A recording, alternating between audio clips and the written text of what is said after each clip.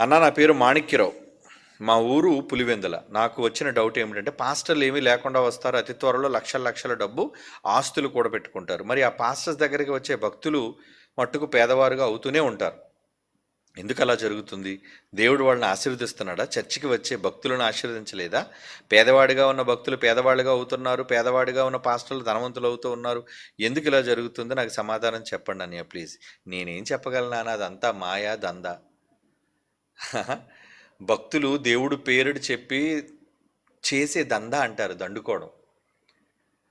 ఏమంటే costly begging అంటారు దాన్ని, కాస్ట్లీ బెగ్గింగ్. ఎలా? సిగ్నల్స్ దగ్గర అప్పుడప్పుడు దేవుడు ఫోటోలు ముందు పెట్టుకొని వస్తారు. ఏమండి, దేవుడు ఫోటో పెడతాడు, ఏ దేవుడైనా కావచ్చులేండి, ఫోటో పెడతాడు. అంటే అరే నాన్న, నా మొక్కను చూడకరా, ఎవరి మొక్కలు చూడ. నువ్వు సెంటిమెంటల్ ఫెయిల్ అయితే ఏమంటావు? అమ్మో మా దేవుడు అనుకుంటాం, వేస్తాను. అవునా? వాడు క్రైస్తవుడు అయితే క్రైస్తవ ఫోటోని చూసి ఆకర్షింపబడతాడు, ఒకవేళ హైందవులు అయితే హైందవుల దేవుళ్ళు బట్టి ఆకర్షింపబడతాడు. నిజంగా వేసిన డబ్బా అంతటి తీసుకెళ్ళి హుండీలో వేస్తాడా? ఏమండి, ఏ దేవుడు ఫోటో పెట్టినా దొంగడు. దేవుణ్ణి మధ్యవర్తిగా పెట్టి వాడు అడుక్కుంటున్నాడు. అండి. ఎందుకంటే వీడు ముఖం చూస్తే ఆవిడ ఏడు, దేవుడు ముఖం చూడగానే సెంటిమెంట్. భారతీయులంతా ఎలాంటి సెంటిమెంటల్, ఎక్కువ సెంటిమెంట్లు కలిగిన వాళ్ళు. అవునా కదా? భారతీయులకు సెంటిమెంట్లు ఉన్నాయా లేదా? ఉన్నాయండి, సెంటిమెంట్లు ఉన్నాయి. ఈ మధ్యన పాపం అందరూ కూడా ఏవేవో ఆచారాలు ఏవేవో చేస్తుంటారులేండి. అంటే సెంటిమెంట్ అంటే వాళ్ళ మూఢనమ్మకం, ఒక విధంగా మూఢనమ్మకం. అలా ఉంటే ఏదో జరుగుతుంది, ఇలా ఉంటే ఏదో జరుగుతుంది. ఏమండి, ఈరోజు వాస్తు అనేది ఉంది. నిజంగా వాస్తు కోసం అంటే పెద్ద పెద్ద కట్టిన వాటిని కూడా పడగొట్టేసి కూలదోసుకుని ఉన్నాయండి. అది నమ్ముతారు భారతీయులు. సరే, అది వాళ్ళ నమ్మకం. మరి ఇప్పుడు విదేశీయులందరూ కూడా వాళ్ళు ఏ వాస్తులు పాటిస్తున్నారని? ఏసాన్యం దగ్గర గొయ్యి ఉండాలని, ఏమండి, ఏసాన్యం దగ్గర లోతు ఉండాలని. మన వాళ్ళందరూ ఏసాన్యంలో కదండి నూతులు తవ్వుతారు లేదా బోర్లు కొట్టిస్తారు. మరి విదేశాలు చూడండి, ఎక్కడైనా ఏసాన్యం చూసి బోరు కొడతారు వాళ్ళు. ఎక్కడ చూడండి ఆకాశాన్ని అంటే అందమైన అందమైన అద్దాలతో కూడిన మేడలు, 100, 200 అంతస్తులు. అవునా? చైనా అది అసలు దేవుడినే నమ్మదు. మరి చైనా ఎంత బాగా డెవలప్ అయిపోయింది. మరి వాళ్ళు ఏమి పాటించరు ఇవన్నీని. వాళ్ళు ఏమి పాటిస్తారా? ఎవరినైనా పిలిపించి, బాబు ఇక్కడ ఏసాన్యం ఎటువైపు ఉందో చూడు బాబు, అక్కడ ముందు బోరు కొట్టించండి బాబు. ఎక్కడ బోరు కొట్టించిన మనమేమో అప్పుల పాలు అయిపోయి ఉన్నాం. ఏ వాస్తు పాటించకుండా అద్దాల మేడలు కట్టేసి కోట్ల రూపాయలు గడించేసి అగ్రరాజ్యాలుగా మారిపోయిన వాళ్ళు ఉన్నారు. అంటే ఇప్పుడు నమ్మకం మనలో ఉందా, వాళ్ళలో ఉందా? మూఢనమ్మకం అనేది మనలోనే ఉంది. విదేశీయులకి ఎక్కడుందండి ఇటువంటివన్నీ కూడా? వాస్తు అనేది మనలో ఒక శాస్త్రం, ఒక శాస్త్రం. మరి శాస్త్రానికి కలిగిన భారతదేశంగా పెద్ద దేశంగానే ఉంది. ఏ వాస్తు శాస్త్రాలు లేని విదేశీయులు, యూరోపియన్ దేశాలు కావచ్చు, పాశ్చాత్య దేశాలు కావచ్చు, ఆసియాలోని అమెరికా లాంటి, రష్యా లాంటి దేశాలు కావచ్చు, క్షమించండి చైనా, రష్యా లాంటి దేశాలు కావచ్చు, ఆసియాలో ఉన్నాయి. మరి వీళ్ళు ఎవరు వాస్తులు పాటించరే? వాళ్ళు అగ్రరాజ్యాలుగా గొప్పగా ఉన్నారు. నువ్వు అభివృద్ధి అనేది శాస్త్రాన్ని బట్టి వచ్చేది కాదు. నువ్వు ప్రజలతో, ప్రజల సంక్షేమం కోసం ఆలోచించి చేసేది ఏదైనా ఉంటేనే అభివృద్ధి. అభివృద్ధి అంటే ఏంటి? ఏ ప్రభుత్వం అయినా ప్రజలకు మంచి చేసేదే ఉండాలి, ప్రజల యొక్క మేలు కోరేదే ఉండాలి. అవునా? మనోళ్ళు మతానికి ఇచ్చినంత విలువ ఏమండి మన దేశంలో, మతం అనడానికి, మతం అనగానే స్పందించినంత వేగంగా, కులం అన్నదానికి స్పందించినంత వేగంగా అభివృద్ధి అనేసరికి వాళ్ళు స్పందించరండి. ఎందుకంటే ప్రతి దానిలోనూ కూడా ఏంటి? మతతత్వం, కులతత్వం. అవునా? ప్రతి దానికి మతతత్వం, మతం అనే రంగు. ఎవడైనా పక్కన ఎవడని చెప్పుకుంటా, గే నువ్వు ఎందుకు ఇక్కడ దేవుడి కోసం చెప్తున్నావు? ఇలా వీళ్ళు కొట్టుకు చచ్చిపోతుంటే ఇక అభివృద్ధి ఎక్కడి నుంచి వస్తా చెప్పండి? చివరికి ప్రభుత్వాలు కూడా ఎలా మారిపోయి అంటే, ఓట్లు అడుక్కునేటప్పుడేమో నేనంతా కూడా సామ్యవాదాన్ని అంగీకరిస్తాను, అందరినీ సంక్షేమం కోసం ఆలోచిస్తానని చెప్పిన వాళ్ళు తీరా అధికారంలోకి వచ్చిన తర్వాత రంగులే మార్చేసి బట్టలు మార్చేసుకున్న వాళ్ళు ఉన్నారు చాలామంది. వాళ్ళ మాట తీరంతా ఎలాంటి మాట తీరుగా మారిపోయింది తెలుసా అండి? మత సంబంధమైన వ్యక్తులుగా మారిపోయారు. ఇంకే ఇలాంటి వాళ్ళు ఏం అభివృద్ధిని సాధిస్తారండి? ఏం సంక్షేమాన్ని తీసుకొస్తారు చెప్పండి? ముందు మతం అనేదాన్ని, కులం అనేదాన్ని పక్కన పెట్టి ముందు మానవత్వంతో ఆలోచించి దైవత్వంతో కూడిన మనస్సు కలిగి నిజంగా పేదవాడిని ఎలాగ అభివృద్ధి పరచాలి అనే మనస్సు ఏ ప్రభుత్వానికైనా ఉంటే అప్పుడు ఆ దేశం మనకంట ఏమంటారు దాన్ని, ప్రజా సంఖ్యలో అత్యధికంగా ఒకప్పుడు ఉన్న చైనా దేశం అగ్రరాజ్యం అయిపోయిందండి. చైనా మనకంటే ఎక్కువ జనాంగం, ఇప్పుడు మనమే లేండి. అంటే కోట్ల జనాభా కలిగిన ఒక చైనా దేశం ప్రపంచ దేశాల అగ్రరాజ్యంగా మారిపోయింది ఈరోజు. అగ్రరాజ్యం, డెవలప్డ్ కంట్రీ. అమెరికాతోని రష్యాతోని నువ్వా నేనా అన్నట్టుంది. పేద దేశం కాదే అది. ఆ పట్టణాలు చూడండి, ఒకటా రెండా, ఎంత పెద్ద దేశం అండి చైనా. చాలా పెద్ద దేశం, భారతదేశం కన్నా పెద్దది చైనా. అంటే విశాలంతో భూభాగ వైశాల్యంలో. మరి అంత పెద్ద చైనా అభివృద్ధిని ఎలా సాధించగలిగింది? వాళ్ళ రోడ్లు ఏంటి, వాళ్ళ బిల్డింగ్స్ ఏంటి, మనకి ఎక్కడిది కనబడితే తెలుసండి. అగో బెంగళూరులోను, హైదరాబాదులోను, ముంబైలోను, చెన్నైలో, అది కొనుక్కొను ప్రాంతాల్లో ఈ ఎత్తైన బిల్డింగ్లు మనకు కనబడేవి. మన విశాఖపట్నంలో ఒకప్పుడు ఎల్ఐసి బిల్డింగ్ గొప్పదండి, అంత ఎత్తైన బిల్డింగ్ ఉండేది కాదు. ఏదో నిన్నగాక మొన్న అది కట్టారు, ఏంటది, ఆక్సిజన్ టవర్సా ఏమండి, ఏదో గొప్ప చెప్పుకోవడం. మా విశాఖపట్నంలో ఎత్తైన బిల్డింగ్ ఉందంటే ఆక్సిజన్ టవర్స్ ఉందండి. ఈ ఆక్సిజన్ టవర్ కానీ అక్కడికి తీసుకెళ్తే చైనా దగ్గర ఆక్సిజన్ పోయి కార్బన్ డైఆక్సైడ్ వచ్చేది మనకి. ఎందుకంటే అసలు ఆ దేశం కాలు గోటికి సరిపోతాయా ఇక్కడున్న ఈ కట్టడాలు? ఎందుకు సరిపోతాయండి? మరి వారిలా మనం ఎందుకు కాలేకపోతున్నాం? వాళ్ళ దేశంలో దొరికేవేంటి, మన దేశంలో దొరకలేనివేంటి చెప్పండి. భారతదేశంలో నీరు లేదా? భారతదేశంలో చమురు లేదా? భారతదేశంలో బంగారం లేదా? భారతదేశంలో ఐరన్ లేదా? భారతదేశంలో సస్యశ్యామలమైన భూభాగం లేదా? తిండి దొరకట్లేదా? అన్నీ ఉన్నాయే. మంచి నీరు, సాగు, మంచి పంట, వనరులు, అన్ని వనరులు. ఈరోజు భారతదేశం చాలా రత్నగర్భని పేరు ఉండేది కదా. మరి ఎందుకు ఈరోజు ఇలాగా మారిపోయిందంటే గర్భదరిద్రుల వల్ల. రత్నగర్భ కాస్త ఎందుకు అలా గర్భం రత్నం లేని గర్భగా ఎందుకు మారిందంటే ఉన్న రత్నాలన్నీ అమ్మేసుకుంటున్నారు. ఇక్కడ దొరికేవన్నీ ఎక్స్పోర్ట్ ఎక్స్పోర్ట్ ఎక్స్పోర్ట్ ఎక్స్పోర్ట్ అమ్మేసుకోండి. ఎవరు అమ్మేసుకున్నారు ఇంత అంతనా? బడా బడా రాజకీయ నాయకులు అధికారంలోకి ఎందుకు వస్తారు అనుకున్నారు? అమ్మేసుకోవడం, కోట్ల రూపాయల డీల్. ఒక సంవత్సరం అయితే చాలండి, కోటీశ్వరుడు అయిపోతాడు, 1000 కోట్లకి అధిపతి. మరి 1000 కోట్లు ఎవరివి? పేదవాడైన భారతీయుడివి, ప్రతి ఒక్కడివి. అందులో నువ్వు ఉన్నావు, నేనున్నాను, అందరివి. ఒక కూలి పని చేసుకునే కూలివాడు, ఒక రిక్షా లాక్కునేవాడు, ఒక ఆటో తోలుకునేవాడు, వీళ్ళంతా కూడా సగటు మనుష్యులు, పేదరికానికి దిగువనున్న వాళ్ళు వీళ్ళంతా. మరి ఆ పేదవాళ్ళకి ఏం దక్కుతుంది? ఏం చేయగలుగుతుంది న్యాయం? పేదవాళ్ళకి ఏం చేయగలుగుతుంది చెప్పండి? అంతా దోపిడీయే కదండి. అంతా అన్నిటిలోనూ దోపిడీ దోపిడీ దోపిడీ దోపిడీ.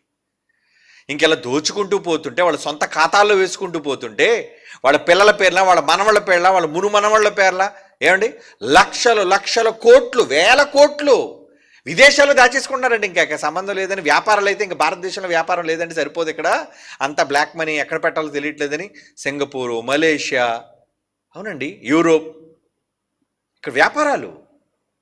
ఎవరు? నాయకులు, మనం గెలిపించిన వాళ్ళు. అంటే మనకి పెట్టాల్సిందంతా కూడా దోపిడీ చేస్తున్నారు వీళ్ళందరూ కూడా. ఈ దోపిడీ దొంగలు బయట ఉన్నారంటే బాగున్ను. ఎక్కడికి వచ్చేసారు? బైబిల్లోనికి వచ్చి సంఘాలు పెట్టి. ఇతని బాధ అంతా అదే కదా. పాస్టర్గా వచ్చాడండి, సంఘాన్ని పెట్టాడండి, సంఘం నుండి సేవకులేమో పేదాళ్ళుగానే ఉన్నారండి, కానీ కాపర మాత్రం కోటీశ్వరుడు అయిపోయాడండి, అన్నీ సంపాదించేస్తున్నాడండి, అన్నీ కట్టేస్తున్నాడండి, అన్నీ కొనేస్తున్నాడండి అనేసి అంటే అవును. నమ్మేవాడు ఉన్నంతకాలం, నమ్మి మోసపోయేవాడు ఉన్నంతకాలం, ఆడు నమ్మించేవాడు ఉంటూనే ఉంటాడు, బ్రతుకుతూనే ఉంటాడు. ఆడు దందా అది. కనుక నాయకుడు నువ్వు ఎప్పుడు అనుకోవాలి? సహాయం చేసేటప్పుడు, పంచేటప్పుడు, ఇచ్చేటప్పుడు. ఏ సంఘం ఇవ్వగలుగుతుంది? ఏ సంఘం పంచగలుగుతుంది? ఏ సంఘం త్యాగం చేయగలుగుతుంది చెప్పండి? సంఘము అనగానే అంతా కూడబెట్టడం కూడబెట్టడం కూడబెట్టడం, కూడబెట్టిన తర్వాత డబ్బుల కోసం కొట్టుకోవడం. సంఘాలను గొడవలేంటి? వచ్చిన అమౌంట్ అంతా ఏమైపోతుంది? దోపిడీ. దేవుని పిల్లలారా, కనుక నిజంగా సేవకుడైన వాడు ఎలా ఉండాలి అని బైబిల్లో ఎన్నో సాక్ష్యాలు ఉన్నాయి. అంటే ఏంటి? పంచు, నువ్వు తిను, పర్లేదు, నువ్వు నూరుస్తున్నావు కదా కళ్ళాన్ని, నువ్వు తిను, నువ్వెంత తిన్నావు అనుకో, వాడికి ఎంత పెట్టు, లేనివాడికి చేయి చాపు, పేదవాడికి ఇవ్వు. చెయ్యకపోతే ఎలా? ఏమండి, నీ చేతనైన మందుకు సహాయం చెయ్యాలి కదా. నిన్న ఒక సేవకుడు చచ్చిపోయాడు. ఏమండి, పోస్ట్ మార్టం దగ్గర ఉండిపోయింది బాడీ, తీసుకెళ్ళాలి, సమాధి కార్యక్రమాలు చేయాలి, అనాథగా మారిపోయాడు. ఫోన్ వచ్చింది, నాకు చేతనైనంత మట్టుకు నేను పంపాను. వెంటనే ఎవరిని సంప్రదించి కాదు, సేవకుడు. ఇలా ఎంతోమంది, మీకు తెలియదండి, అంటే నేను చెప్పటం గొప్ప, నేను చెప్పటం లేదు, కానీ ఎంతోమంది నాకు ఫోన్ చేసి, అన్న నాకు ఈ సహాయం కావాలని, కొంచెం నాకు డబ్బులు వేస్తారా? అలాగే మీరు ఎవరడక్కడ, నా దగ్గర ఏమి నిధులు లేవు, ఏదో కోట్ వేసుకొని ఉన్నాను కాబట్టి, అన్నయ్య దగ్గర జైశాల డైరెక్టర్ పిడి సుందరరావు గారు కొడుకు కాబట్టి ఈయన దగ్గర లక్షల రూపాయలు ఉన్నాయి అనుకుంటారేమో. లేవర్రా, లేవు. చెక్ చేసుకోండి నా బ్యాంక్ అకౌంట్లు కావలిస్తే. ఎక్కడ దొంగచాటుగా దాయలేదు. ఎప్పటికీ నా పిల్లల పేరు మీద ఏది నా సొంతమైన డబ్బులతో నా కొడుకు కానీ నా కూతురికి కానీ ఒక గజం స్థలం కూడా నేను కొనలేదండి. నమ్ముతారా? అవును, యథార్థంగా మాట్లాడడమే. కానీ ఇబ్బందులు ఉన్నాడు. ఎలా? ఒక సేవకుడికి నేను సాయం చెయ్యాలి, నాకు అవసరతలు ఉన్నాయి, నాకు లేములు ఉన్నాయి, నాకు అప్పులు ఉన్నాయి, నాకు బాధలు ఉన్నాయి, కానీ నేను చేయగలిగిన సాయం, అయ్యో చనిపోయాడు కదా, అతని కార్యక్రమాలకి ఇది కావాలి, ఎవరిని అడిగి ఇవ్వడం కాదు, ముందు చేతనైనంత మట్టుకు నేను చేయటమే. నా దగ్గర ఉందనుకోండి నేను చేస్తాను, లేదన్నప్పుడు లేదు నాన్న. చాలామంది నా దగ్గర తీసుకొని ఎగ్గొట్టేసిన వాళ్ళు కూడా ఉన్నారు. ఏం అడుగుతామండి? అవసరమైనప్పుడు మాత్రం ఎలాగ అడుగుతారంటే ఎంతో వినయంగా విధేయతతో, రేపే ఇచ్చేస్తాం, వచ్చే నెల ఇచ్చేస్తాం అన్నట్టు చెప్తారు. ఆ తర్వాత మనం పిలిచిన వాళ్ళు మన పట్ల చూడరు. ఏమండి, దేవుని పిల్లలారా, అంటే ఒక దోచుకునే సేవకుడికి, ఒక పంచేవాడికి బైబిల్ ప్రకారంగా ఉండేవాడికి మనస్సాక్షి ఉండాలి. నేను బైబిల్ ప్రకారంగా సేవకుడిని అని ఎవడం చెప్పుకుంటే మనస్సాక్షి కావాలి. మరి ఈ రోజున సేవకులందరూ ఏంటి? మనస్సాక్షి ఉందా? ఏం మనస్సాక్షి ఉంది? ఏం మనస్సాక్షి ఉంది చెప్పండి? సరే, పోనీ తీసుకోండి, కానుకల రూపంలో నీకు వస్తున్నాయి, పోనీ నీకు చేస్తున్నారు, తీసుకో, తప్పు లేదు. కానీ ఎదుటివాడికి అవసరమైనప్పుడు కూడాను చెయ్యి చాపాలి కదా, పంచాలి కదా. మొదటి శతాబ్దం క్రైస్తవ్యం ఏం చెప్పింది, ఏమి నేర్పించింది క్రైస్తవ్యానికి? చార స్థిరాస్తులు అమ్మి కదా దేవుని కోసం పెట్టిన వాళ్ళు ఉన్నారు. మరి ఈరోజు మనం క్రైస్తవులుగా అదే బాటలో నడవాలి అని అనుకొని కాంక్షిస్తున్న క్రైస్తవులుగా మనం నడవద్దా? మనం చెప్పొద్దా? మనం చెయ్యొద్దా? నువ్వు సహాయం చెయ్యొద్వా? దేవుని పిల్లలారా, ఈరోజు అంటే సేవకులైన వాళ్ళు ఎలా మారిపోయారని అంటే ప్రతి రూపాయి రూపాయి రూపాయి రూపాయి జాగ్రత్తగా దాచి ఎక్కడా ఖర్చు పెట్టకుండా తమ స్వలాభం కోసం, నిజమండి, లాభాల కోసం. కొంతమంది మరలా చెప్తున్నాను, మన ముసుగులో చాలామంది ఉన్నారు. ఏమనంటే బైబిల్ ఓపెన్ యూనివర్సిటీలో నేను పలానా అండి, కనుక కొంతమందిని గ్యాదర్ చేయటం, మరి ఇక్కడ నేను చర్చి కట్టించాలి అనుకుంటున్నానండి, లేదంటే స్థలం కొనాలి అనుకుంటున్నాను, డబ్బులు ఇస్తారా? మన బ్రాండ్ చూసి, మన ముఖం చూసి చాలామంది మీలాంటి త్యాగశీలు అయిన వారు ఇస్తున్నారు. తీరా ఇచ్చిన తర్వాత ఏం జరుగుతుందో తెలుసా? ఇచ్చిన తర్వాత ఏం చేస్తుందో తెలుసా? ఇంటికి దేని మీద పెట్టుబడి పెడుతున్నారు? వాళ్ళు ఏమైనా స్థలాన్ని యూనివర్సిటీకి రాశారా? అంటే ఇప్పుడు ట్రస్ట్కి రాశారా? అది ఎప్పటికీ ఎవ్వరు అమ్ముకోవడానికి వీలు లేనట్లుగా ఉన్న దేవునికి అంకితంగా ఉండాలి అన్న ట్రస్ట్ మనం పెట్టుకొని, వ్రాసుకొని, సంతకాలు పెట్టి, రిజిస్టర్ చేసి ఆ స్థలాన్ని భవిష్యత్తులో ఎవరు ఎప్పుడు తాత ముత్తాతలు, ఏమండి, కాలం మొదలుకొని భవిష్యత్తులో పిల్లల పిల్లల పిల్లల వరకు ఎన్ని తరాలు వచ్చినా సరే ఎవరికి దాని మీద అమ్ముకునే హక్కు లేదు. అది దేవునికే ఉపయోగపడాలి, అది దేవునికే అంకితం కావాలి అన్న దృక్పథంతో మేమంతా ఆలోచించి చేసాం దాన్ని. కానీ ఈరోజు మన పేరు చూపించి, మన బొమ్మ చూపించి, మనకి అతను నా ఫోటో, ఒక పక్క డాడీ ఫోటో, ఏమండి, ఓ పక్క జాన్సన్ గారి ఫోటో, ఇలా ఫోటో వేసి మధ్యలో ఇతను ఫోటో వేసుకొని పరిచయమే ప్రజల దగ్గరికి వెళ్ళి డబ్బులు తీసుకొని తెర వెళ్ళి వాళ్ళు లక్షల రూపాయలు ఇచ్చిన వాళ్ళు ఉన్నారు. లక్షలు, వేలు మొదలుకొని లక్షల వరకు ఇచ్చిన వాళ్ళు ఉన్నారు. తెర ఏమండి, మరి స్థల నిర్మాణం కోసం ఏమైందండి అంటే, నేను స్థలం తీసుకున్నానండి, వాళ్ళ దగ్గర అద్దెకి తీసుకున్నానండి, దాని మీద మరి పెట్టుబడి పెట్టానండి, ఈరోజు వాళ్ళ స్థలం నాదని బయటకు పొమ్మన్నారండి. మరి ఎందుకు పెట్టావురా? ఎందుకు పెట్టావు దాని మీద? నీది కానప్పుడు కనీసం నీది కూడా కాదు, అది నీ స్థలం కాదు, నీ సొంతం కాదు, అసలు నిన్ను కూడా మేము నమ్మలేము, నీ పేరు మీద ఉంటే మాత్రం ఎలా? చాలామంది అండి బైబిల్ యూనివర్సిటీ పేరు చెప్పి వాళ్ళ పేర్ల మీద స్థలాలు ఉంటే దాని మీద పిల్లలందరినీ అడిగి కట్టేసుకున్న తర్వాత మీరు బయటకు పోండి అన్నారు, నిర్మోహమాటంగా మీరు బయటకు వెళ్ళిపోండి అని. సంఘాన్ని అర్ధాంతరంగా తగిలేశారు బయటికి. ఇది నా స్థలము, నా ఇల్లు, మీరెవ్వరు ఇక్కడ ఉండడానికి వీల్లేదు. వ్యతిరేకం. ఏం చేస్తారు ఇంకా పిల్లలు? వాళ్ళు గోలండి. ఏమంటే అన్నయ్య మీ అందరి మొహం చూసి దేవుడి కోసం నిలబడతాడు అనుకోని మేము డబ్బులు ఇచ్చాం, ఈరోజు బోర్డు తిరిగేస్తాడు, ఎక్కడికో పోయాడు, ఏదో బోధలోనికి వెళ్ళిపోయాడు, ఏదో సంఘంతో వెళ్ళిపోయాడు, మమ్మల్ని బయటికి పొమ్మంటున్నాడు. అప్పుడు మేమేమంటాం? నువ్వెందుకు ఇచ్చావు? అందుకే ఎవరైనా దేవునికి యథార్థంగా తమ కష్టాన్ని ఇవ్వాలి అనుకుంటే అది దేవునికి అంకితమని రాయాలి. అలా చేసిన వాళ్ళు నెంబర్ 1 నాకన్నా పెద్దవాడైన అన్నయ్య కదండి, Rajendra, great man, deputy director Rajendra Babu. రాజుల్లో కట్టాడు కదా బిల్డింగ్. మొట్టమొదటిసారిగా దేవునికి అంకితం కావాలి అని తన స్థలాన్ని వ్రాయటంతో పాటు ఆ స్థలం మీద 3 అంతస్తుల భవనాన్ని నిర్మించి, అది కోట్ల రూపాయలండి ఈరోజు. అది నిజంగా ట్రస్ట్కి రాసి, అది ఈ రోజుకి తనకు కానీ తన పిల్లలకు కానీ సంబంధం లేకుండా తానుంటే నీళ్ళు చిన్న ఇల్లు అండి, కానీ దేవుడి కోసం కట్టించింది పెద్దదండి. త్యాగం అంటే అది. నువ్వు దేవుడి కోసం గొప్పగా త్యాగం చేసి పెట్టు. ఈరోజు మనం అంత పెద్ద ఆడిటోరియం కట్టామండి, ఎవరి పేరు మీద ఉంది? మా ఎవరి పేరు మీద లేదు, అది దేవుడికి రాసేసాం. అది సంతకాలు పెట్టేశారు ఎప్పుడో. అది దేవునికే చెందాలి. అది ఎవ్వరు, నా కొడుకు కానీ, నా కొడుకు కానీ, నా మనవడు కానీ ఎవ్వరు దాన్ని ముట్టుకోవడానికి హక్కు లేదు. ఎందుకంటే లోకంలో చాలా మటుకు అలాగే జరుగుతున్నాయి. దేవుడి పేరు చెప్పడం, స్థలాలు సంపాదించుకోవడం, తమ అవసరాల కోసం అమ్మేసుకోవడం, వాడేసుకోవడం. వాళ్ళ సేవకులంటే కాదు. ఒక నిర్ణయంతో, ఒక ప్రణాళికతో, భవిష్యత్ ఆలోచనతో ముందుకు వెళ్ళేవాడు సేవకుడు అంటే. నిజంగా జైశాల్ గారికి వచ్చిన ఆలోచన ఎందుకు వచ్చింది అలాగా? చాలామంది ద్రోహులైన వాళ్ళు ఈ స్థలం నాదని బయటికి గెంటేయటం వలన. అందుకే ఎవ్వరు అది దేవుడికి పూర్తిగా వ్రాసినంత వరకు, అది ట్రస్ట్కి రాసినంత వరకు ఎవ్వరికి ₹1 కూడా ఇవ్వకండి. ఎందుకంటే ఈరోజు నమ్మకంగానే కనబడతానండి, నీకు తేడా వచ్చిందో ఇది నా స్థలం, నువ్వు బయటకు పో అంటాడు. మనిషి మాయ, నమ్మొద్దు. అసలు మనిషి అన్నవాడినే నమ్మొద్దు. ఒక జంతువు నమ్మినా పర్లేదు, మాయ మోసం చేయదు అది. కానీ మనిషి ఎప్పుడు మాయ చేశాడు, క్రిమినల్. కనుక దేవుని కోసం ఈ కష్టం, దేవుని కోసం ఈ త్యాగం ఉండాలి అంటారా?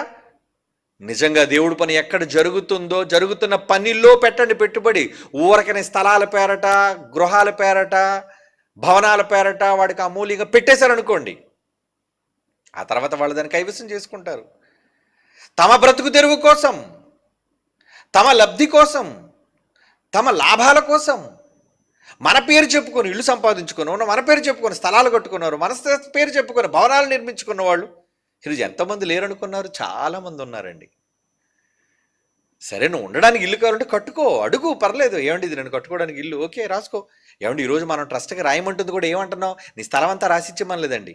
ఒకళ్ళ స్థలంలో ఒక 2 అంతస్తుల భవనం కట్టుకుని ఆయన అందులో ఒక ఫ్లోర్ దేవుడి కోసం ఒక హాల్ ఉంది కదా, అది రాసిచ్చేయి. నీ స్థలం నీ పేరు మీద ఉంచుకో. దేవుని కోసం ఇచ్చావా? అది దేవుని కోసమే ఉండు. ఎందుకంటే దేవునితో నువ్వు ఒడంబడిక చేసుకున్న తర్వాత, దేవుడికి మాట ఇచ్చిన తర్వాత నువ్వు వెనదరగడానికి లేదు. మాట తప్పావా, అది నీ దగ్గర నుంచి ఎలా రాబట్టుకోవాలో దేవుడికి తెలుసు. చెప్పేశాడు ఆయన. నువ్వు ఒడంబడిక చేసావా దేవుడికి అని, దేవుడికి ఇచ్చేయి. దేవుడి దగ్గర ప్రమాణం చేసావా, ఆ ప్రమాణానికి కట్టుబడి ఉండు. అప్రమాణం చేసావా, యెహోవాకు చాలా కోపం అండి. అందుకే దేవుడు పేరు చెప్పి ఎప్పుడు కూడా ప్రమాణాలు చేయకండి. నువ్వు యథార్థవంతుడు అయితే, దానికి మాట కట్టుబడిన వాడు అయితే ప్రమాణం చేయి. ప్రమాణం చేసిన తర్వాత ప్రాణం పోయినా సరే దానికి కట్టుబడి ఉండాలి. మరి దేవుడి కోసం నిలబడేవాళ్ళు, దేవుడి కోసం ఇచ్చేవాళ్ళు, దేవుడి కోసం త్యాగం చేసేవాళ్ళు, మరి మీరు ఎంతమంది త్యాగాలతో ఇస్తున్నారే, ఇస్తున్నప్పుడు ఏం చేయాలి? దేవుని కోసం ఉండాలి.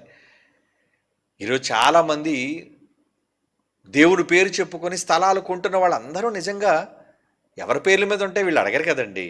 ప్రతి వాళ్ళ దగ్గరికి వెళ్ళి అడుగుతారా? పెద్ద సేవకుడి దగ్గరికి వెళ్ళి, ఏమండి మేము ఎంత డబ్బు ఇచ్చాం కదండి, 1,00,000 కోట్లు ఇచ్చాం కదండి, ఏమండి మీరు ఎవరి పేరు మీద పెట్టారండి అని అంటే అడగని చూడండి. అలా ఏదో వాళ్ళ పేరు, ఆ సొంత ఒక సొసైటీ ఫామ్ చేసుకుంటాడు, ఆ సొసైటీలో వాడి కుటుంబం ఉంటుంది. ఏమండి వాడి భార్య, వాడి పిల్లలు, వాడికి సంబంధించిన వాళ్ళు వాళ్ళే ఉంటారు. ఎందుకంటే ఎప్పుడు వేసినా వాడికే చెందుతుంది, వాడి కుటుంబానికే చెందుతుంది. ఇలాంటి స్వార్థపరులండి దేవుని పిల్లలారా. అలాంటి స్వార్థపరులుగా మనం ఉండొద్దండి. ఎందుకంటే మనం బైబిల్ నేర్చుకుంటున్న వాళ్ళం.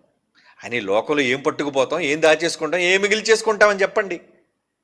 ఇక్కడ ఏది సాధించినది దేవుని కోసమే పెట్టుబడి పెట్టాలి. ఎందుకంటే మన సంపాదన అంతా అక్కడ, మహాలోకం, పరలోకంలో కదా మనం సంపాదించుకునేది, అక్కడ కదా మనం దాచుకునేది. భూములైనా ఇళ్ళైనా ఏదైనా మనకి ఎప్పుడు స్థిరంగా ఉండేది పరలోకం.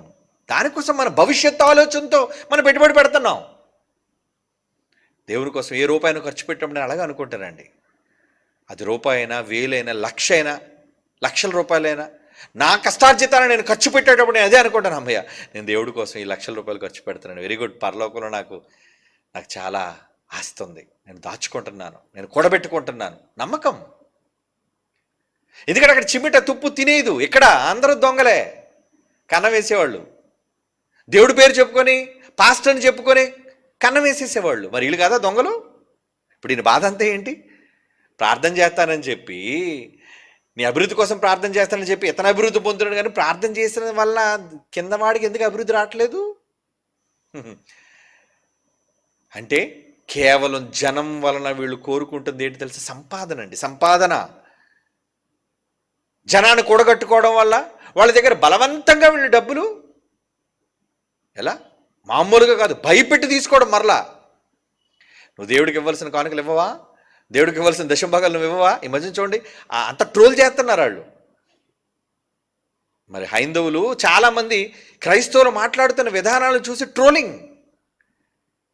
ఎందుకు ట్రోలింగ్? నువ్వు ఇవ్వవా, డబ్బులు ఇవ్వవా, ఇచ్చేయండి ఇచ్చేయండి ఇచ్చేయండి. ఏమండి నిజంగా మన ప్రసంగాలు ఎప్పుడైనా డబ్బుల కోసం ప్రసంగాలు ఎన్ని ఉంటే మీరు ఆలోచించండి. మన సంఘాల్లో కానీ, మన పబ్లిక్ మీటింగ్స్లో కానీ. ఏమండి మా మాటల్లో వినండి, ఈ దేని గురించి ఎక్కువగా మాట్లాడతాం?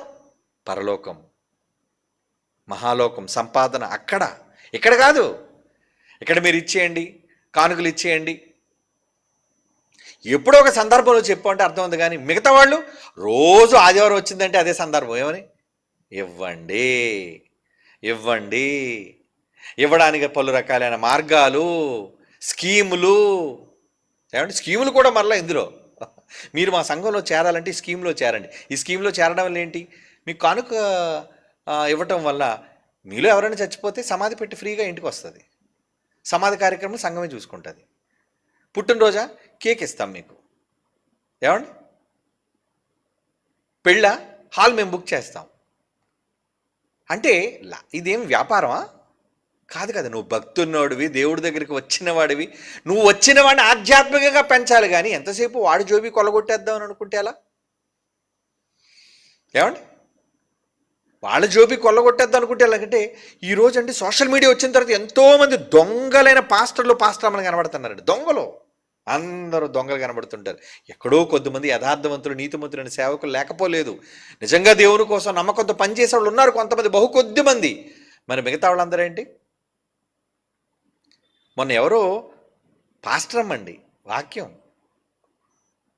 షార్ట్స్ పెడుతున్నారు కదండి, అది నాకు లింక్ పెట్టారు ఎవరో. ఏటా లింక్ అని క్లిక్ చేశాను. ఆవిడ చెప్తుందండి వాక్యం. ఏం చెప్తుందో తెలుసా?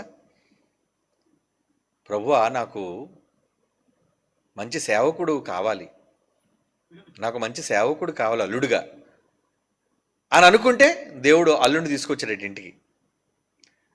తర్వాత అల్లుడాళ్ళు అడిగారట, అమ్మ మరి మీ అల్లుడికి ఒక చైన్ పెట్టవా అని అడిగితే అప్పుడు దేవుడికి ప్రార్థన చేసిందట, దేవా అల్లుడు చైన్ అడుగుతున్నాడు, ఏంటి అంటే ఒక 2 గంటల్లో రోడ్డు మీద చైన్ దొరికిందటండి. అంటే దేవుడే చేసి పెట్టాడా, ఎవరిదైనా పోగొట్టుకున్నారా?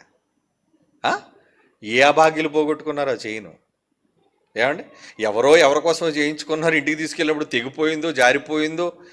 ఏమండి మొత్తానికి రోడ్డు మీద ఇది నిజమా ఇంతకే కట్టు కాదు ఏమో అది మనకు తెలియదు. అంటే ఎంతసేపు జనాలను నమ్మించడానికి ఏదో ఒక కట్టుగా చెప్పేయాలి. ఏమండి ఏదో ఒక కట్టుగా చెప్పాలి. అంటే కనీసం ఇంగితం కూడా లేకుండా, కనీసం జ్ఞానయుక్తంగా కూడా లేకుండా ప్రతి వాళ్ళు కూడా హేళన చేసే విధంగా ఉం? దేవుడట చైన్ వేస్తాడట రోడ్డు మీద, అమ్మ తీసుకో అని. మరి మిగతా వాళ్ళు ప్రార్థన చేస్తే ఏది, మీరు ప్రార్థన చేయండి చైన్లు వస్తాయేమో. అంటే ఇలాంటి వాళ్ళు కూడా సేవకులుగా మారిపోయారు. ఇలాంటి వాళ్ళు కూడా సంఘాల్లో మైకులు పట్టుకుని వాక్యాలు చెప్తున్నారంటే ఇది దోపిడితనం కాకపోతే ఇంకేటి చెప్పండి. అంటే పిల్లల లాంటి వాళ్ళు కూడా అంటే వాక్యం అండి. ఈరోజు వాళ్ళకి వాక్యంలో అనుభవం లేదు, ఏమీ లేదు, పెద్ద వయసు కూడా కాదు. కుక్కట అంటే వాళ్ళ సాక్ష్యాలు చూడండి, వాళ్ళ వాక్యంలో చెప్పేది. కుక్కట ఫిట్స్ వచ్చుకొని పడిపోయిందట. అప్పటి వరకు దేవుడు నమ్మలేదట. ఇంట్లో ప్రార్థన చేసిందట, నువ్వు నిజంగా దేవుడు అయితే నా కుక్క బ్రతికి రావాలి అంటే. కుక్క కోసం దేవుడు ప్రార్థన చేస్తే ఇలా ప్రార్థన ముగించలేదట, ఇంకా కుక్క వచ్చి కాలు నాకుతుందట. ఏమండి ఏంటిది అంటే, కుక్కను బ్రతికిస్తే దేవుడు ఉన్నట్ట. అంటే ప్రతి చిన్నదానికి దేవుణ్ణి, ప్రతిదానికి దేవుణ్ణి ఎలా చేసుకున్నారంటే, ఆయన ఒక వ్యాపారపు మూట, ఆయన ఒక వ్యాపార కేంద్రం. చివరికి ఏమండి, కడుపు అరక్కపోయినా దేవుడికి ప్రార్థన చేస్తావు నువ్వు. గట్టిగా తినేసి సరిగ్గా చారు నీళ్లు తాగకుండా తినవలసిన మోతాదు కంటే ఎక్కువగా తినేసి అరక్కుపోయే బాధతో నువ్వు బాధపడుతుంటే దేవుడికి ప్రార్థన చేసి, దేవుడా నాకు అరిగిపోవాలి ప్రభువా అంటే అలా ప్రార్థన చేసినాడే బాత్రూమ్కి వెళ్ళిందట. ఏంటండి ఈ మాటలన్నీ అసలు వినడానికి ఎంత హాస్యాస్పదంగా ఉన్నాయి. అంటే దేవుణ్ణి మరి ఎంత దిగజారుడుతనమా, దేవుని కోసం ఇంత దౌర్భాగ్యానికి దిగజారిపోవడమా. ఇప్పటికే ఊదేవాళ్ళు, తన్నేవాళ్ళు, కాళ్ళు ఎత్తేవాళ్ళు, ఏదో చేస్తాం, మాయలు చేస్తాం, మోసాలు చేసి ఎంతోమందికి ఇప్పటికీ కూడా హాస్యాస్పదంగా సమాజంలో పెరిగిపోయారు. వాళ్ళందరూ బట్టి యేసుప్రభు మీ క్రైస్తవులు అందరూ ఎలాంటి వాళ్ళరా, మీరు అందరూ ఎలాంటి వాళ్ళరా, మీ దేవుడు ఎలాంటి వాళ్ళరా. అది ఎంత అవమానకరంగా మనకుంది. నువ్వు వాక్యం చెప్పేది ఆధ్యాత్మికంగా ఒక మనిషిని పరలోకానికి నడిపించే వాక్యం చెప్పాలి కానీ. ఏమండి ఇంకొక సాక్ష్యం అండి, కరోనా టైంలో డబ్బులు లేవట, 260 రూపాయలే ఉన్నాయటండి. మీరు నవ్వరంటే మీరు కూడా చూసే ఉంటారు, మరి అయ్యే కదా వైరల్ అవుతుంటాయి. ఏమండి ప్రార్థన చేయగానే అకౌంట్లో లక్షలు వచ్చేసేటండి. అబ్బా ఎంత బాగుందండి నిజంగా. మరి దేవుడు మనకెందుకు ఇవ్వడు, ఆవిడికి ఎందుకు ఇచ్చాడు, ఆయనకి ఎందుకు ఇచ్చాడు అంటే దేవుడు పక్షపాత? ఆలోచించండి. వీళ్ళు చేస్తున్నారు, దేవుడు పక్షపాతిగా. దేవుడు అలాంటి కాడు, ఆయన అందరినీ సమానంగా చూస్తాడండి. చివరికి తను నమ్మని వాళ్ళను కూడా ప్రేమతో క్షేమంగా చూస్తాడండి. ఇంటికి నా భర్త క్షేమంగా వచ్చేసాడంట, మరి హైందువుల భర్తలు కూడా క్షేమంగా వచ్చేస్తున్నారు, అవునా? ఇస్లాం వాళ్ళ భర్తలు కూడా క్షేమంగా వచ్చేస్తున్నారు. మరి నీ భర్త క్షేమంగా వచ్చాను గొప్పగా చెప్తావేంటి? నేనే క్షేమంగా వెళ్ళిపోయానంటే ఆయన అందరి క్షేమాన్ని కోరుకునేవాడు, ఆయన అందరి పట్ల ప్రేమ చూపించేవాడు, ఆయన ఏ మతం పట్ల పక్షపాతం ఆయనకు లేదు, అందరూ ఆయన పిల్లలు. అది దేవుడు మనస్సు. అక్కడికైతే నువ్వు క్రైస్తవురాలు, నువ్వేదో అడగడం వల్ల నీ బ్యాంక్ అకౌంట్లో డబ్బులు వచ్చాయేంటి? నిజంగా వచ్చాయా? ఏమండి కావలిస్తే అకౌంట్ చూడండి అంటది. అంటే ఏ అకౌంట్ నుంచి వచ్చాయి? దేవుడి అకౌంట్ నుంచి వచ్చాయి, గాడ్స్ అకౌంట్ నుంచి అని, ఫ్రమ్ గాడ్ అని వచ్చింది అనుకో, ఇన్కమ్ ట్యాక్స్ లోపల వేస్తారని తీసుకెళ్ళి, హవాలా డబ్బా ఇదని. ఏమండి ఇలాంటి మాయలు మోసాలు చేసేవాళ్ళు ఇది అంత ఎందుకు చెప్పుకుంటున్నాం? ఎందుకంటే నేను అడిగారు కదండి, భక్తులు ఎందుకంటే భక్తులు దరిద్రులుగా మారిపోతున్నారు, పాస్టర్లను పేర్లు చెప్పుకున్న ఎందుకు కోటీశ్వరులుగా మారిపోతున్నారంటే ఇవి సాక్ష్యాలు నాయన. మరి ఏం చేయమంటావు? నీ ఆవేదనతో నువ్వు ప్రశ్న అడిగావు. అంటే నువ్వు కూడా చాలామంది పాస్టర్ల దగ్గరికి వెళ్ళి అభివృద్ధి కోసం ప్రార్థన చేయమని ఉంటావు, కానీ నీకు అభివృద్ధి వచ్చి ఉండదు. నీ కళ్ళెదురుగా నీ దశంభాగాలతో నీ కానుకలతో అభివృద్ధి వాళ్ళు బాగా పైకి వెళ్ళిపోతున్నారు, నువ్వు మాత్రం దిగజారిపోతున్నావు. ఈ బాధ ఇది కేవలం దేవుని పేరు చెప్పుకొని జరిగే మోసం నాన్న, వ్యాపారం లాంటిది. యేసుప్రభు ఆ రోజు కొరడా పట్టుకున్నాడంటే కారణం అది, నా తండ్రి ఇంటిని వ్యాపారపు కేంద్రంగా మార్చొద్దరా అని. దేవుని పిల్లలారా, కనుక మనం ఈరోజు క్రైస్తవులుగా మారింది దేవుని పేరు చెప్పుకొని వ్యాపారం చేయడానికి కాదు. మీరు కూడా ఎప్పుడు సేవను వ్యాపారం చేయకండి ప్లీజ్. మీరు నిజంగా క్రైస్ట్ చర్చ్లో, బైబిల్ ఓపెన్ యూనివర్సిటీస్ ఇండియాలో మీరు జ్ఞానాన్ని నేర్చుకుంటే మీరు యథార్థవంతులైన బోధకులుగా ఉండండి. కానీ మిగతా వాళ్ళని చూసి లాభాల కోసం, డబ్బులు వస్తాయని కొత్త కొత్త చెత్త స్కీములన్నీ పెట్టి జనాల దగ్గర నుంచి డబ్బులు పిండే దౌర్భాగ్యమైన ప్రసంగాలు చెయ్యొద్దు. మంచి మాటలు సమాజానికి చెప్పండి. సమాజంలో మనిషి ఉత్తముడుగా బ్రతకడానికి ఏం అవసరమో బైబిల్ ఏం చెప్పిందో అది చెప్పండి. ఇలాంటివన్నీ చెప్పడం వల్ల మీరు గొప్పవాళ్ళు అవుతారు, దేవుడు కీర్తించబడతాడు. లేదంటే దేవుడు అవమానించబడతాడండి. ఈ దేశంలో జరుగుతున్న మేలులను బట్టి దేవుడు కీర్తించబడాలి. ఆహా, ఏంటి వీళ్ళు దేవుడు ఇంత గొప్ప దేవుడు. ఒకనాడు అనుకున్నారు, క్రీస్తు పూర్వం మీ దేవుడు నిజమైన దేవుడని ఒప్పుకున్నారు, రాజులు ఒప్పుకున్నారు. మీ వెనక దేవుడున్నాడు అని ఎన్నో జనాంగాలు ఒప్పుకున్నాయి. కారణం వాళ్ళు చూపించిన శక్తి, వాళ్ళు చూపించిన ప్రేమ, వాళ్ళు చేసిన త్యాగం. మరి ఈరోజు ఎందుకు అలా లేవు? మనం మారిపోయింది కంప్లీట్లీగా. క్రైస్తవ్యం అంతా కూడా ఏంటంటే భిన్నమైన త్రోవల్లోనికి వెళ్ళిపోతుంది. వద్దర్రా, మన దగ్గర విద్యను అభ్యసించేవాళ్ళు, ఎవరైనా మాస్టర్ బైబిల్ థియాలజీ చేసిన వాళ్ళు, ఆర్బీఐ యూనివర్సిటీలో చదువుకున్న పిల్లలు, మీరెవ్వరూ కూడా దేవుని యొక్క వాక్యాన్ని వ్యాపారపు వృత్తిగా మార్చకండి. మీరు ప్రపంచంలో జ్ఞానులుగా నిలబడండి, సమాజానికి అవసరమైన వాక్కులను అందించండి. అదే క్రైస్ట్ చర్చ్ ముఖ్యోద్దేశం. Bible open universities India international యొక్క ముఖ్యోద్దేశం. ఈరోజు కొన్ని 100 మంది పిల్లలు పరీక్షలు రాశారు. దేనికి? ఏదో సర్టిఫికేట్ వస్తే, ఏదో ఆ బోర్డు పెట్టుకొని నేను ఒక సంఘాన్ని స్థాపించేసి మొత్తం డబ్బులు కొట్టేయడానికి, నేను కూడా కొత్త కొత్త స్కీములు పెట్టేసి దశంభాగాలన్నీ తీసేసుకొని గొప్పోడిని అయిపోవడానికి. నో, మన పిల్లలు అలాంటి వాళ్ళు కారండి. మహాజ్ఞానాన్ని నేర్చుకోవడానికి తమ కష్టార్జితాన్ని పెట్టుబడిగా పెట్టి నేర్చుకున్నారు. ఈరోజు మీరు నేర్చుకున్న జ్ఞానం విద్య, అవిద్య కాదది. ఖచ్చితంగా దానికి సంబంధించిన ప్రతిఫలాన్ని మీరు అక్కడ పరలోకంలో కూడా ఖచ్చితంగా మీరు పొందుతారు. దయచేసి వ్యాపారంగా దేవుని యొక్క సేవను మార్చొద్దు. మీకు ఏమైనా కలిగిందా? ఓకే, దేవుడు మీకు ఇచ్చాడా? ఇవ్వడని కాదు అన్నాడు కదా, ఇహమందు పరమందు. ఇక్కడ కూడా మీరు సంపాదించుకుంటారు. కానీ ఒకరిని మోసం చేసొద్దు, ఒకరిని కొల్లగొట్టి వద్దు, ఒకరిని దేవుని పేరు చెప్పి ద్రోహం చేసి వద్దు. అటువంటి రూపాయి మనకొద్దు. ఒకళ్ళు అలా తీసుకున్నా మనం దేవుడికి బదులు చెప్పాలి. అలాంటి దుష్ట సంబంధమైన సేవకులుగా మనమైతే ఉండొద్దు. యథార్థవంతులుగా దేవుణ్ణి మెప్పించే సేవకులుగా ఉందాం. గతంలో మరి యెషయా గ్రంథంలో చెప్పిన మాట 56వ అధ్యాయంలోని బోధకులందరి కోసం చెప్తాడు. చాలా ఘోరంగా దేవుడు మాట్లాడతాడు. యెషయా గ్రంథంలో ఎలా ఉన్నారు సేవకులు, లాభాల కోసం ఎలా పనిచేస్తున్నారు, నన్ను ఎలా విస్మరించారు, తన ఆవేదన వ్యక్తం చేస్తాడు. చూడండి, యెషయా గ్రంథం 56వ అధ్యాయం 10వ వచనం నుంచి అలా చదివితే ఆ సందర్భంలో మనకి చాలా బాధాకరంగా ఉంటుంది. అయ్యో, దేవుడు బాధపడుతున్నాడు తన సేవకుల కోసం అని. అలాంటి సేవకులుగా మీరు ఉండొద్దు. ఆ సేవకుల కోసం చాలా కఠినంగా దేవుడు మాట్లాడు. ఆ మాటలు చదివినా సరే చాలా ఇబ్బందికరంగా అనిపిస్తుంది. కానీ మనం మాత్రం అలాంటి సేవకులుగా ఉండొద్దండి. చాలామందిని రక్షించాలి, చాలామందిని బైబిల్ సత్యమైన నిజమైన గ్రంథం అని వినిపించాలి, ప్రకటించాలి. మనందరి బాధ్యత. భవిష్యత్తులో మనం ఎన్నో కార్యక్రమాలు చేయాలి. అది చేయాలి అంటే ఒక్కటిగా ఉండాలి, ఒకటిగా త్యాగాలు చెయ్యాలి, ఒక్కటిగా కలిసి రావాలి, దేవుని సేవను ముందుకు ప్రోత్సహించాలి. దానికోసం మీరు ఆలోచించండి.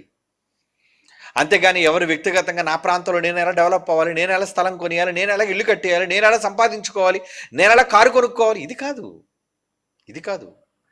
మీరు నిజంగా మొదట ఆయన రాజ్యమును నీతిని వెతుక్కుంటూ వెళితే ఆయన అవన్నీ మీకు ఏం కావాలో దేవుడు ఇస్తాడు. నమ్మకం లేదు ఆయన మాట మీద సేవకుడుగా? నమ్మకం ఉంటే మొదట ఆయన రాజ్యాన్ని వెతకండి, ఆయన నీతిని వెతకండి. దేవుడు నిజంగా కోరుకుంటుంది అదే. ఓకే, అర్థమైంది అనుకుంటాను నాన్న. God bless you.